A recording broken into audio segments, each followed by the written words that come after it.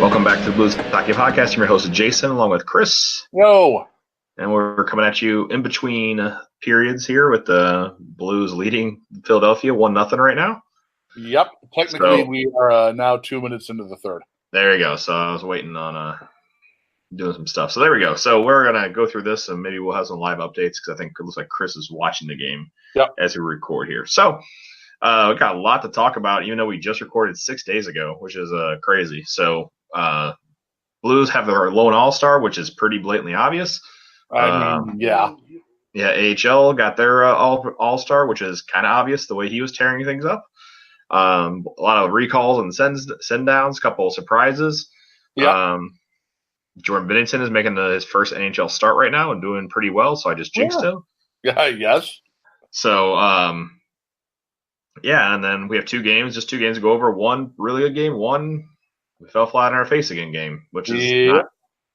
And we got a ton of injuries to talk about, too, all of a sudden. Injuries. Because that's always fun. That happens every year. Yeah, so it's going to be that time of year where injuries are piling up. Questionable. I didn't like they're sitting Fabry tonight. I didn't like that. And I really bit him in the butt because Steen got hurt the first, 7 minutes into the game? Yep. And then Barbashev got hurt, too. So they were down to like 9 forwards at one time. So, yeah. So anyway, we got a lot of stuff to talk about. So let's roll ahead and see what we got here. We'll do the game recaps first. Let's get that out of the way first. We're getting all the news. Yep. So the Blues welcome the Stanley Cup champion Washington Capitals to town. And with Alexander Ovechkin, former Blue TJ Oshie, former Blue Lars Eller, leading the way.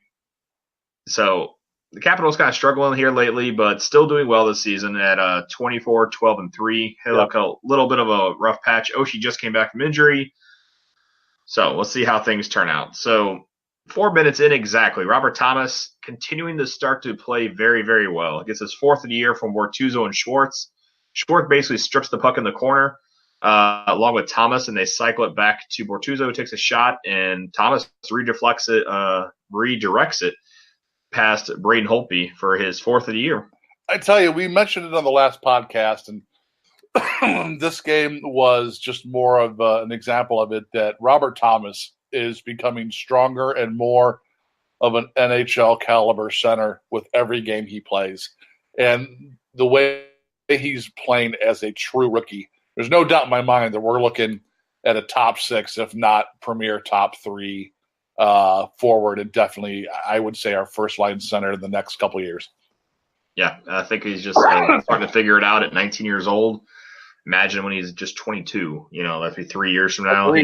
He'll be pretty good. Like you said, definitely a top 6 guy. I'm not going to try to peg him for anything more than that. So I'll take a top 6 guy who contributes. You know what I think is great is that we have him right now surrounded by some really, really good centermen in their prime. When you look at players like Braden Shen and Ryan O'Reilly and even Tyler Bozak, all three of those guys are solid centermen. And, I think, unfortunately, one of those guys, and we'll probably get into it when we talk about, possible trade rumors, one of those three guys who's helping to mold Robert Thomas will ultimately find himself without a place to play in St. Louis because of it. But I think it's great that we have him on the team this year with 3 other good centermen for him to learn from. Yeah, so exactly. So, he continues to get better, but the Blues wind up getting tied here. Of course, Alexander Ovechkin gets his 30th from Kepney and Carlson at the 15:34 mark. 1-1, beats Jake Allen just over his right pad. Pretty good shot from a pretty good player. So nothing I can really fault there. No, I mean, look, that guy is all world. And it's what are you going to do? You know what I mean? It's like the Crosby goal the game before against Pittsburgh. What are you going to do? Like, that guy set up in the shop and just sniped one past Allen.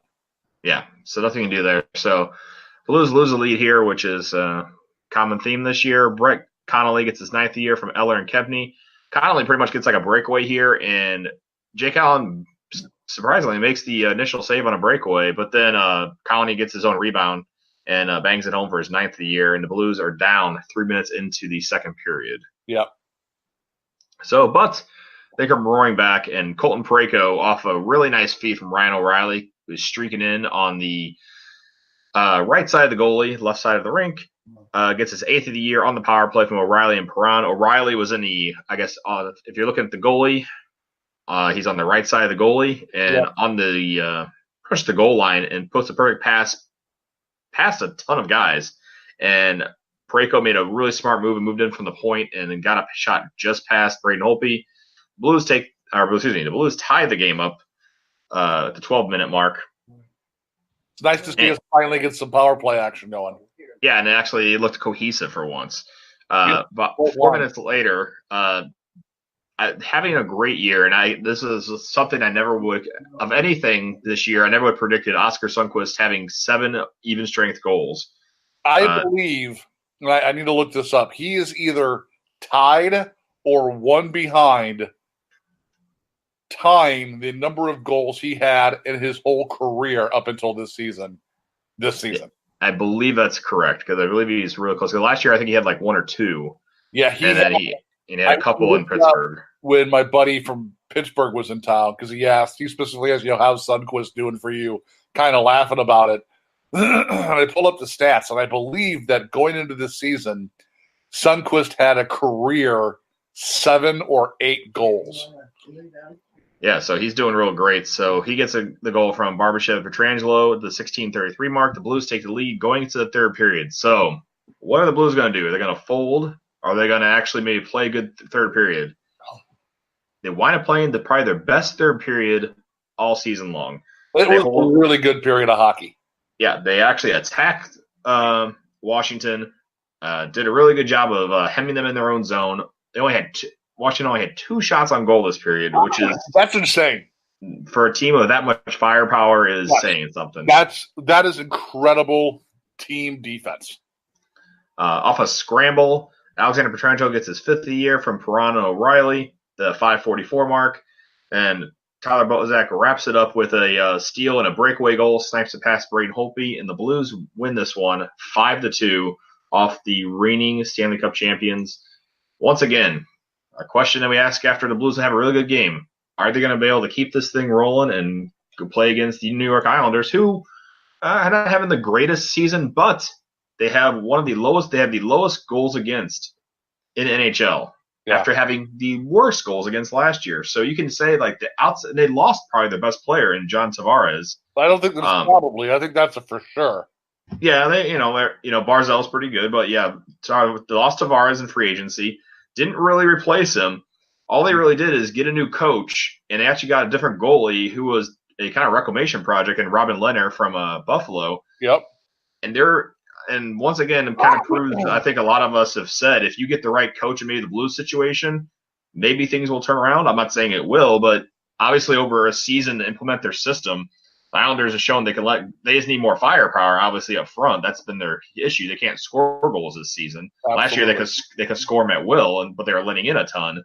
Right. This year they're locking things down like a Barry Trotz team does, but not scoring much. So maybe they'll get some more firepower in New York. Maybe they'll score more. They're still doing pretty well. They're 22, 13, and 4 going into this game, just slightly behind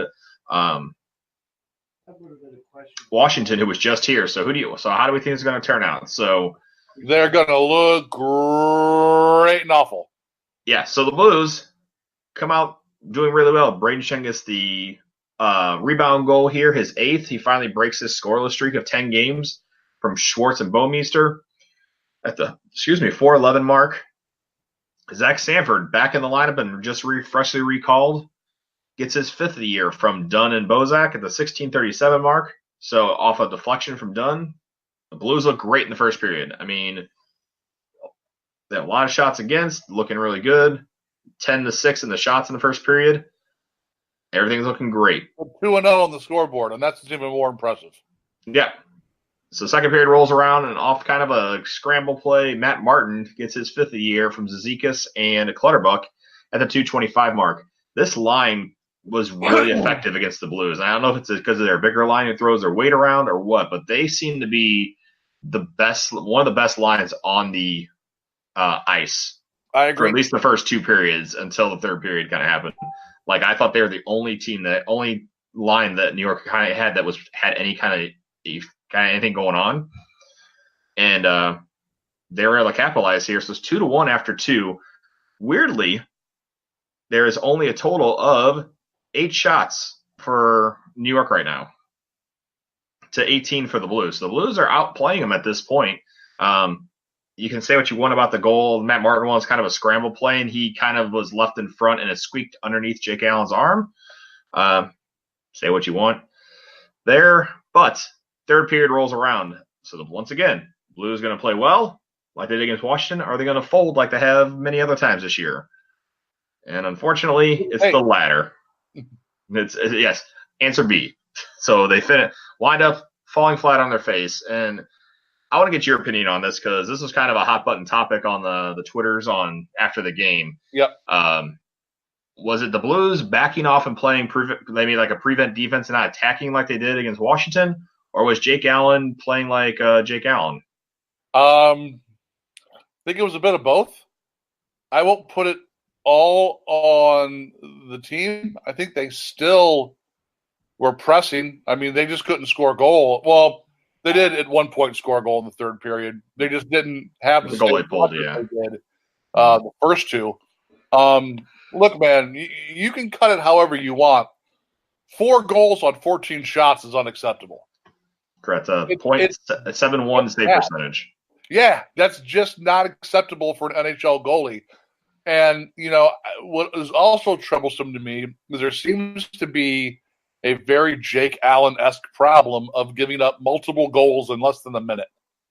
Yeah, so this had Everly and Boychuk scored within 11 seconds of each other. Yeah, and to me, that again is a mental issue. You if you're a goalie, you have to be able to shake off a goal, even if you know it's a bad one that you needed to have back.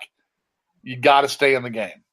And in 11 seconds, this team went from being up 2-1 to down 3-2.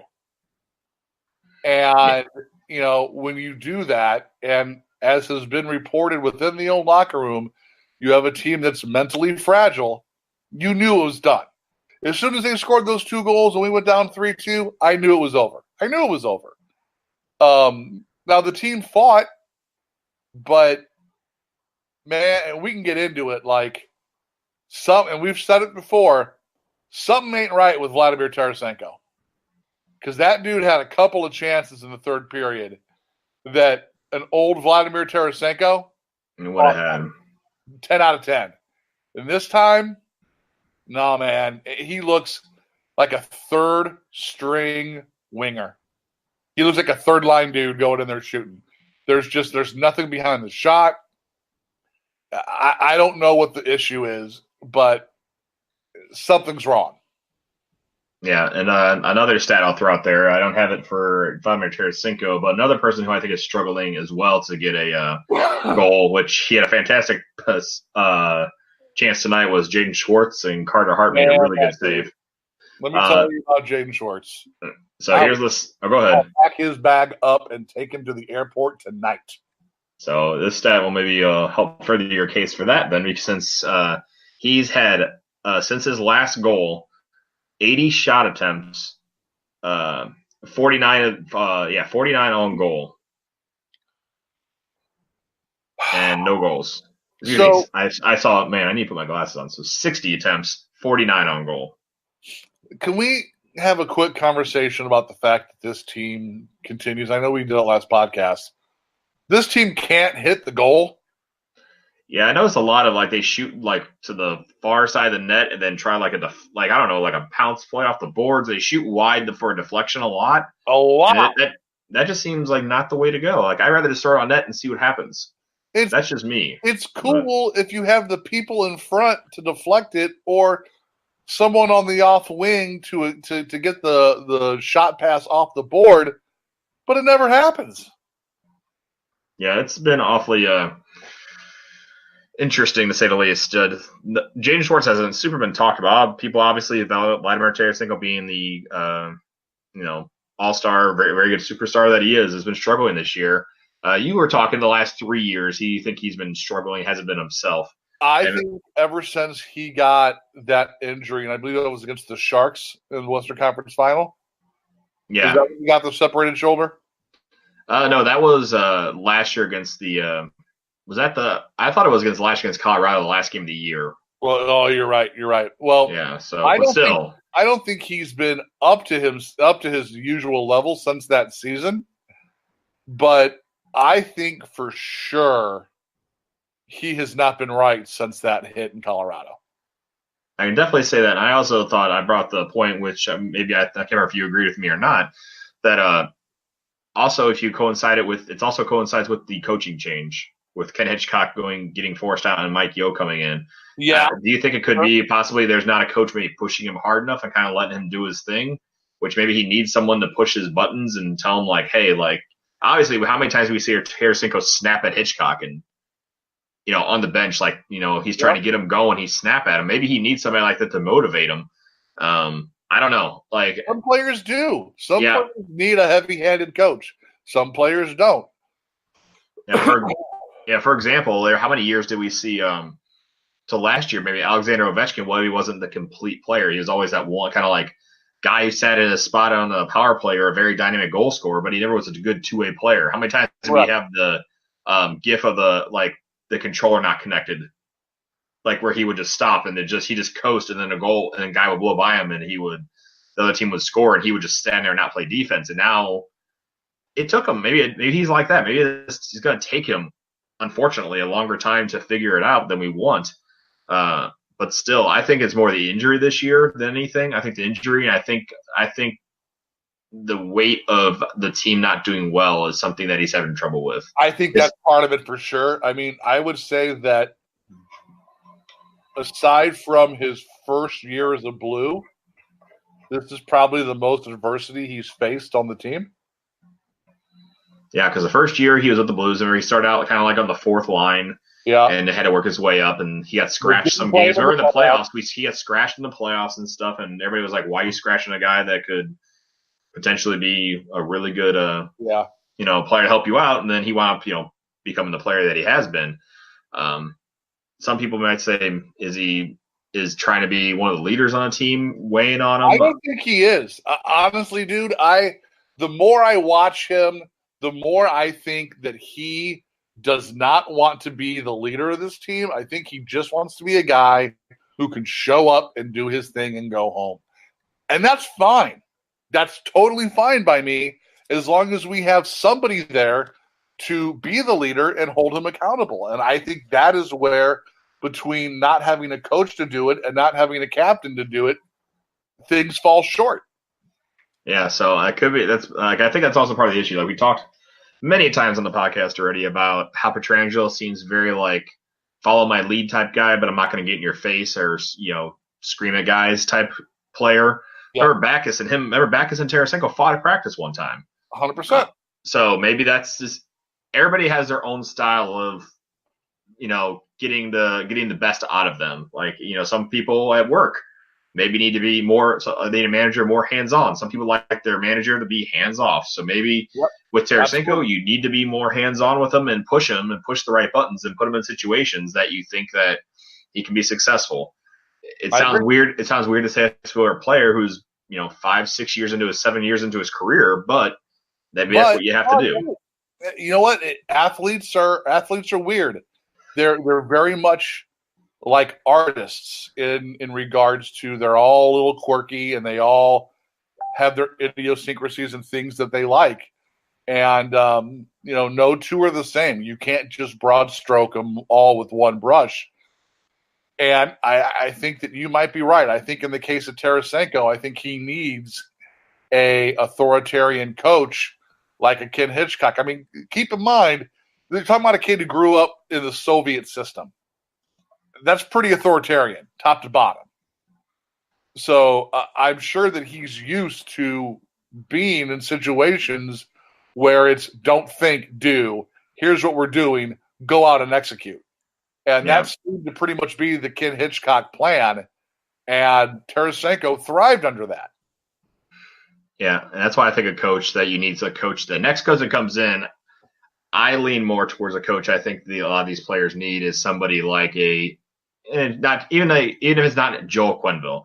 You need a player who you need a coach that have a proven track record. I agree. And gets the most out of his players. I mean, I honestly, outside Joel Quenneville, without doing research, I'd have to figure that out. But out of the people available right now, I would have to say Joel Quenneville, maybe you have to look at Alain Vigneault possibly. I don't know. I'd have to look into that more than anything. So I think that's who you got to look at. So 1-1 this week so far. Blues still winning right now. We are 9:50 left in the third, and it is still 1-0 good guys. So we'll take it. So that's Braden Shen with the goal tonight. So goals in back-to-back games. So maybe he's starting to heat up since he has so there's trade rumors about him going to Boston. I don't really believe Jimmy Murphy too much, but that's out there now. So we'll see if that actually turns out to be anything. What is your thought on Jeremy Rutherford's take that our boy Pat Maroon, floor hockey legend Pat Maroon, maybe on the move sooner than later? So, yeah, that kind of came out via, we won't say who the tweet was from. There was a tweet earlier this week saying that there should be a movement, and possibly he was getting waived on the Saturday, what was it, the 4th, 5th, whatever that was. And nothing really happened. He got sat that game. Pat Maroon did for a healthy scratch. Nothing Blues. Guess who scored? Tarasenko, because we just talked about him. See? How it works. You see? That's how it works. We talk about him, and then stuff happens. So, good news there. And that means Tarasenko has scored against all 31 teams. Also, same with Braden. What's his last one? Yeah, and also Braden Shen, same way. He has scored against all 31 teams now officially. Got it. Wow. So good for them. So, like you're saying, the Pat Maroon thing about possibly getting waived, things that just haven't worked out, man. He just looks, unfortunately, he just looks like that. I don't know if the back, he says the back is not bothering him, according to the back or knee or whatever is not bothering him. Yeah. But he just looks a step slow, and I just don't know what it is, man. Like he always seemed he could keep it with Connor McDavid, like not even a couple years ago. He seemed like just fine keeping up with him. Even with Taylor Hall. Yeah. So he seemed fine there, and it just seems this year just seems off. I don't know what it is. And I don't know if it's a nagging injury. I don't know if it's just not having the chemistry with the people that he's on the line with. But look, I think we all wanted this to work out. He obviously had come into his own in Edmonton and continued it in New Jersey. But I think it's safe to say that the Pat Maroon experiment in St. Louis is, by and large, a bust. It's a one-season thing. Yeah, and my thought process is this. You got a guy who still has equity in the league. I think it's safe to say that he's not going to sign another one-year deal in St. Louis. I would think so. Not for that money. So you have a guy who's going to go and try to get his money next season. So why not trade him and get something? Even if it's a 4th or a 5th round pick. Get something for him instead of just letting him walk away. Yeah. I mean, I would love to have Pat Maroon play the whole season out. I really, really thought that he could be our new, I don't want to say Ryan Reeves, because he's got much more skill than Ryan Reeves. Ryan Reeves has 14 points this year. Dare I say he could have been our new David Backes? Well, at least a guy you thought had some good hands and could possibly put in like maybe 10 to 15 goals. Let's say that at least. Yeah, absolutely. And it just hasn't materialized here. He looked good at the start of the season on the power play, though he couldn't put one in. He's been a healthy scratch a handful of games. That can't be sitting well with him. I think that, with the status of this team, winning one, losing one, look, this team's not going to make the playoffs. So why not move him to a team that's contending that could use a big body and get something in return, as opposed to just having a handshake from him and at the end of the year and going, best wishes on your future endeavors. I'm a big proponent of know when to cut your losses, and I don't mean that with any disrespect to Pat Maroon, but this season is what it is. It just hasn't worked out here with him. So move him and get something. Get something on your return. Yeah. So looking at the article, just going over real quick. So basically, Rutherford kind of broke it down to two things that could happen. They can threaten Maroon with limited playing time and extra skating in an effort to get him to comply with waiving his no-trade clause, or they can trade him. Full no-trade? It turns into a partial. He has a full no-trade until February 1st, and then it turns into I think it's 10-team. Here, hang on, I'm pulling up. Yes, it means on February 1st through 25th, the team will have the flexibility of trading him to 22 other teams. I mean, so look, he has only an 8-team trade list on February 1st. At this point, you're looking at 3 weeks, and the All-Star breaks in the middle of that. Yeah. So just wait it out. Wait for the full no trade to turn into a partial no trade, and then deal them. Yeah, so it looks like probably a 5th rounder. I mean, like I said, if you want to get something out of him, if you can't, I guess they can try to send him to the minors where you get less of a cap hit. But I mean, if you're really not going to worry about the cap, I mean, honestly, he's got pushed around the lineup a whole bunch. I don't think he's bad enough that we need to put him in the minors. I mean, he's serviceable for us. My whole point is that you're obviously not going to re-sign him because he's not going to sign for what you want. So if that's the case, then move him and get something. Now, if you test the market and there's no market for him, then play out the year and then he walks. Yeah. But if you can move him now and get something for him, do it. Why not? Yeah, so this is the most interesting paragraph that I found. So I'll read it very quickly. The analogy is appropriate, as scouts who have watched Maroon, never the swiftest of skaters, believe the speed of the game has caught up to him. The club knew that coming into the year, but was counting on him playing with more intensity and better practice habits than has witnessed. That makes me think that they obviously Rutherford actually obviously has the sources and stuff. He wouldn't just throw stuff like that out there. So obviously, is he one of the things where we're talking about divided locker room, or guys that are say, hey, I come in, I do my job, and I'm leaving type thing? Because that's what Rutherford talked about. There's too many of those guys that are out there. So that makes me think that he comes in there and he think, I'm going out there, I'm skating, doing the best I can. And it's basically what he said in the article. He's like, I put my pads on every day and I do the best I can, and these guys support me 100%. Talking about his teammates. Honestly, you know what I think it is? And I don't think that's it when it comes to Pat Maroon. I think Pat might be enjoying hometown cooking a bit too much. Think so? I think that, he's probably been living a 5-month-long homecoming parade right now. And, I mean, look, dude, he's got a Johnny Londoff deal. And he's got all these endorsements that there's a lot more deserving players that deserve endorsement deals. Again, no disrespect to Pat Maroon, but as a hometown kid, he's the most recognizable, I guess, face and stuff like that. So. But here's my thing: is far be it from me to call anyone out on being lazy who's a pro athlete, because I'm not a pro athlete. But when you read those comments from Rutherford, you're right. Like, those have to have a source. And to me, that tells you that you got a guy who is not putting in the work. And if that's the case, my thought is he's probably spending too much time with his boys and not enough time focused on what's going on.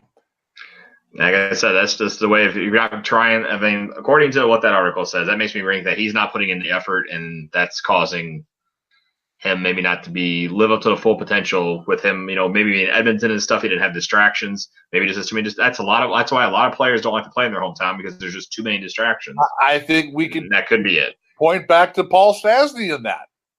Paul Stastny never truly, in my opinion, and he played well, but he didn't play Colorado Paul Stastny well. Yeah. So, and he was in the prime. He was 28? I think 28 when he signed here. So, I mean, he was in the prime of his career. So, and look how well he turned it on when he went to Winnipeg.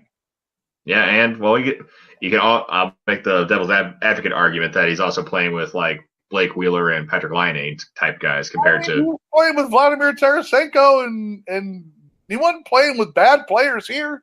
I agree. I'm just like playing, like I said, playing devil's advocate and But, just saying. So I mean, I think that there's definitely something to the hometown element, and some guys can handle it, and some guys can't.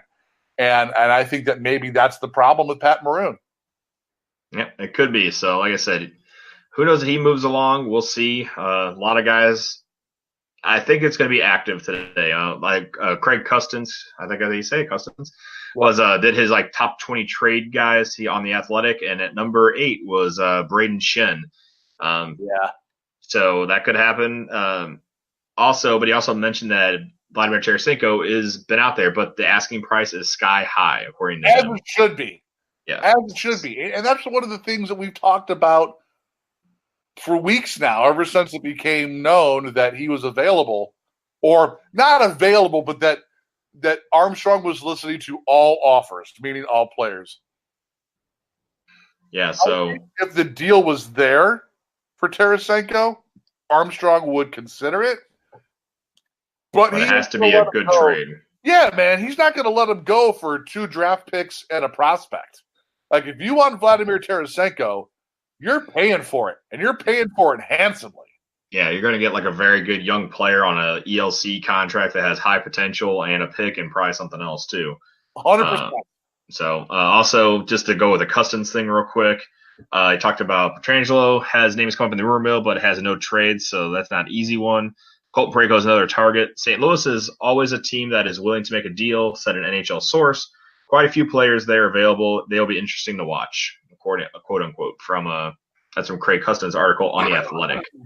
So, be interesting times coming up in the next 2 months for the St. Louis Blues. So, let's wrap it up. Let's start getting to all the news real quick. News and anything else that comes up. So, the Blues obviously got announced that they get the All-Star game next year, which is going to be pretty awesome. Yep. So, like Chris said, he gets to keep his season tickets for one more year. One more year. So All-Star game next year, All-Star weekend. I always love the skills competition. That's my thing. I love that more than the actual game. It always seems like a very fun thing to watch. I always got together with some buddies. I told Chris's story many times that me and a buddy went to the Kill Switch Engage concert many years ago during All-Star. It was the skills competition. Yep. And I had a good handful or 2 handfuls full of Long Island iced teas, sure. And was feeling good. And took me 25 minutes to get inside my house with 2 bagfuls of White Castles with me and my buddy, and we watched the skills competition at 3:00 in the morning, pissed drunk while eating White Castles. So good times. Always a good idea. Yeah, it was fun. Hey, I enjoyed it, and it was a good concert on top of that. So you loved it. Yes, she was very happy since we literally were, I think, 2 months just being married, and she's fantastic.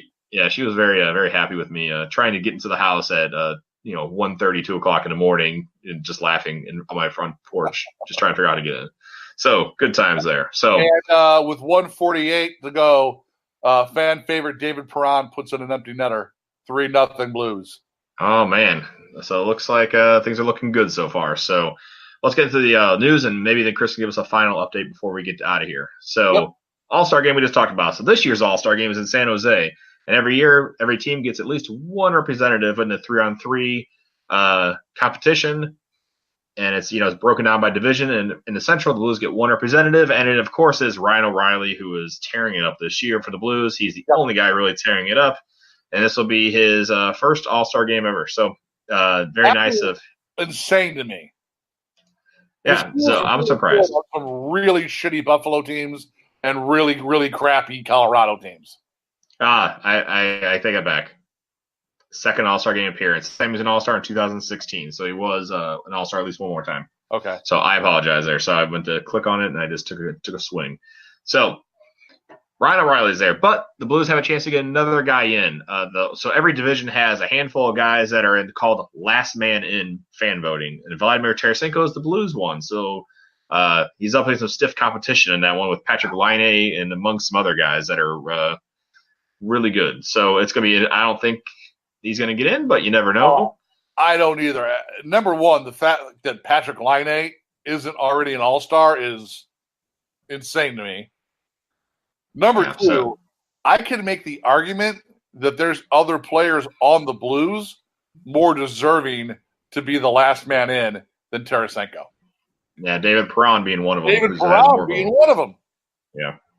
So, like I said, it's the name value more than anything around the All-Star game. So, For sure it is. You want your big names there. and we will say of that, Alexander Ovechkin said that he's going to skip the All-Star game and he will automatically be suspended one game since he was voted in as the captain of his division. So, Didn't he do that a couple years ago too? I think I thought he threatened to do that, and I thought it was other players who did it. I have to do some research, but I think so, I think some other players did it. I don't think Ovechkin did it but I know he's doing it this year at least. So, but he says he's just an arrest because they have their bye week very close after that, so he'll get like a lot of time off to heal. So he wants to focus on the second half of the season. So, I get it. I do. I get it. I saw some people complain that you say you should do it for the fans and this and this and this. I agree. I agree. I see both sides of it, but I mean, like, if I give the guy props that he's putting his team first more than just an individual accomplishment thing. And I understand that. My whole thought behind it is, it's not like the All-Star game is a physical contest. Yeah, you know what I mean. Like, and I get that you don't need to be in a physical type of thing in order to suffer an injury. You know, you could skate and take an edge the wrong way and blow out an MCL. I understand that. But I do think that unlike the NFL Pro Bowl, where players will sit out because they don't want to get hurt before the Super Bowl, that I understand. Because tackle football is tackle football. You know what I mean? Like, you can't really differentiate. Whereas with the NHL All-Star game, it's like, come on, man. Go do your skills competition. Even if you advance to the finals and win, you're only playing 2 periods of actual 3-on-3 hockey. Yeah. I mean, you're playing too much, yeah. So I mean, you know what I'm saying? So I got you. So, but we'll talk another All-Star. So the San Antonio Rampage get their All-Star, and rookie Jordan Kyrou, who had a 12-game point streak going, just snapped, gets it as a 20-year-old rookie. So congrats to him getting his first All-Star, minor league All-Star game appearance. So things look good for him, which is I'm excited to see that he's starting to kind of get things. So he kind of started at the beginning of this year, kind of struggled up with the Blues, went back down, kind of struggled to find his game, and it seems like he's starting to find it. So, and in turn, San Antonio is back to being a 500 team. They were 4-12 at one time, 4-12-3, and they worked their way back up to a 500 team. So, props to them for turning things around. And I think that's a final now, 3-0. It is. Get ready for the hashtag goalie controversy. We'll put it out there now. Goalie controversy. Jordan Bennington with a 3-0 shutout in his first game. I put it out there as one of the options on our poll today. What would happen tonight? I said a win in a goalie controversy, lose a close one, lose by a blowout, or screw it, the season is over. So I'll wrap that up and give you the final tally on that one in a second here. So both our All-Stars are done. But we also have a trade. And you're thinking, oh man, here we go. Blues are finally doing something. And it's a minor league trade. Yes. So they acquire Jared Carew, Coreau, Carew. I'll say Carew, it sounds better. Basic reports from the San Diego Gulls, which is the Anaheim Ducks affiliate, which, if you remember, that's where Chad Johnson wound up. Correct. So they basically had an extra goalie. Carew had 13 games this year, posting a 3-6-2 record with a 3.57 goals against and a .895 save percentage. He'll fit right in. So he was on the championship winning team for the AHL for the Calder Cup last year. So maybe so he'll provide much needed depth down there since the Blues were basically shipping Jordan Bennington between. He was playing in the AHL and the NHL. He wasn't playing, but he was backing up, so he's going back and forth a lot. So funny, since he got the shutout on Sunday, Jordan Bennington had a shutout in San Antonio, 3-0, and now on Saturday. Now he has officially had his first NHL shutout in back-to-back games. So congrats to Jordan Binnington, a guy who was kind of cast aside once Ville Husso was kind of thought of being the next chosen one, and now we look at Jordan Binnington making a name for himself. So we'll take it. Absolutely. So the Blues have I'll take them all. So the Blues, like we said, have a couple of guys coming back. So Carl Gunnarsson finally comes back after missing 20 games. So the Blues have a fully healthy blue line. So they have 8 guys, 8 healthy defensemen. They finally decide to send down Jordan Schmaltz, who they've been protecting him because they thought they'd lose him on waivers to another team. And I think they did that so much and didn't play him so much. He hasn't played since December 14th. They killed his value because no one wanted him. And he wound up clearing waivers and going down to San Antonio today. So Blues back to 7 healthy defensemen. Well, about that, yeah. Late in the third, I didn't see how bad it was, but it looked like Joel Edmondson took a puck to the collarbone. Awesome. Because he was on the ice laying down for quite a while, and then the next shot was him on the bench being looked at, and I didn't really see if he made it back into the game or not. All right, I'll have to check that out and see if we have any updates on more injuries. Right, we thought we were okay there, but now we're starting to get more injuries. So, all right, so I'm going to back to our poll for the day. What do you think happened during tonight's game in Philly? Surprisingly enough, before I close it out, win and a goalie controversy actually won at 42%. Second place, because I love you Blues fans, screw it, the season is over at 34%. The only way this game could have been better would have been if Brian Elliott was in goal for the Flyers. Oh man, that would have made you happy. I know that for a fact. So, before we wrap it up here, I wanted to talk about our last thing. Sammy Blais was recalled today because we need guys. Tyler Bozak got hurt because Tyler Bozak was hurt, so we called him. We talked about Steen getting hurt in the first period. Who knows what his status is? It'll be interesting to see what this team looks like in a couple weeks because between trades and injuries, who knows? Like I saw somebody said for Steen, you can't trade me if I'm hurt. So true. That's true. So not saying hurt himself on purpose, but you know. So we'll talk about the last thing that pertains to the Blues. The World Junior Championships happen. It's always a fun little tournament to watch right around Christmas time. Yep. Usually starts around Christmas, usually ends about right after New Year's, about the 3rd or 4th of the year. So Klim Kostin was the lone Blues prospect in this tournament. Compared to a couple years ago, we had 3 and 4 guys. Yeah. So this tells you how we're kind of developing guys, and they're starting to come into their own. So hopefully we start getting some guys that kind of fill back in. So the Russia team and USA played in the semifinals. Kostin, unfortunately lost 2-1 in a very close game. He didn't take it especially well, so I want to get your take on this. So I'm just going to tell you everything that happened. So he was shown on the bench. He was crying and very upset. So after every game, they pick like the 3 players of the best players on each team. I don't know why, just how it is. And Klim Kostin was one of them. So he was the last. He was like the last guy that comes up. He threw his helmet on the ice. I guess they gave him like a watch. He put the watch, went over to the bench, gave it to like a equipment manager, and just sat there and listened to his anthem and stuff. And as he was skating back, and it was in Canada, they were booing him, and they had a nice little close up of him. And Klim Kostin is learning English very well now because you can tell him he said "F you" to the crowd. Did not say "F." Lovely. But, yeah. So. He did a very nice long apology on Twitter, which he must be learning English very fast then because it was very well written. So I'm taking a guess that it was written by his agent. More than likely, but I will not say he officially on that one. So I want to get your take on what you think. I mean, you've seen the GIFs and seen all the little clips.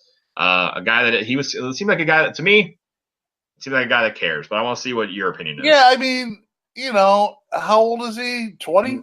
Yeah, it's under 20. So, yeah, I think he's 19, almost 20. I mean, look, man, we're dealing with kids still. And this is probably his last World Juniors. Yep. And that's rough, man, because, And he is the captain this time, too, which is a big deal. Yeah, when you play in those for as long as a lot of these guys do, anybody who's competitive wants to go out on top.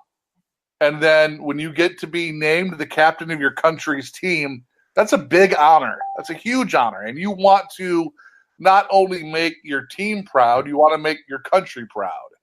And I get it. Now, did he handle it the right way? No. But I get the emotional outburst. I do. Shit, man. I probably did things not too different than him in high school when I was playing basketball. Probably even in college now. But you cannot play competitive sports and not be emotionally invested. Or I should say, if you can, then you're not really giving your best. Because especially in a team sport, there becomes this bond that you get with your other teammates and coaches and staff that, and everyone talks about it in kind of a joking way, but, you're playing for each other. And especially if you get named the captain of that team in your final year, like, that's a lot of weight, man. That's a lot of weight to carry. And I totally get why he did what he did. I don't condone it, but I get it. Yeah, I'm the same way of that one. I not a fan of it, but at the same time, man, I think that guy really cares, and that's something that I really look forward to in a guy compared to how we've seen this season go. And it seems like we have a lot of players who are making a lot of money that don't seem to care as much. I'm not saying call this kid up and let him play or whatever this season, but I'm looking forward to when he does make the team and stuff. So let's just put it that way. So I am too. He wound up turning it around and beating the Swiss team, got the game-winning goal and a 5-2 win. Celebration. Ever after he scored, it was in Canada still, and everybody's booing him, and he just put his fingers in his ears and he skated away, which I thought was fantastic. So amazing. I look forward to it. So like I said, I can't wait till he's on the team. I'm not saying it's this year, maybe even next year, but when he'll be there sometime, and I think he's going to be a solid player for us. So I do too. So I enjoyed it. But like I said, don't condone it, but I think I enjoy the passion. So agreed. Like you said, so let's go leave it there. So we'll wrap it up there. So if you'd like to get a hold of us on Twitter, it's at Blues Hockey NHL. And Chris is at Hossapalooza. And you can find us on Facebook. It's Blues Hockey Podcast. Same with our Instagram and our website, blueshockeypodcast.com and .net. And YouTube, which working on getting content on there. It just seems like every time we kind of have Chris have an idea type thing. One of us is either Chris was out of town, and then I got sick, then Chris got sick, and then so we're coming back and we have a new thing for our next podcast, a little bit different. We should be doing I will say a remote. You want to call it a remote, I guess? Sure. And we're going to be broadcasting, not live to tape, I guess, this Saturday, the 12th. So during the Blues Dallas game. So we'll leave it at that, and I'll be tweeting out some more details about that. Also, remember to go buy our pretty sweet shirt on glassbangers.com. Just look up Blues Hockey Podcast. You'll see our awesome shirt there. They've had numerous specials there, so I think right now they have 25% off for 2 more days.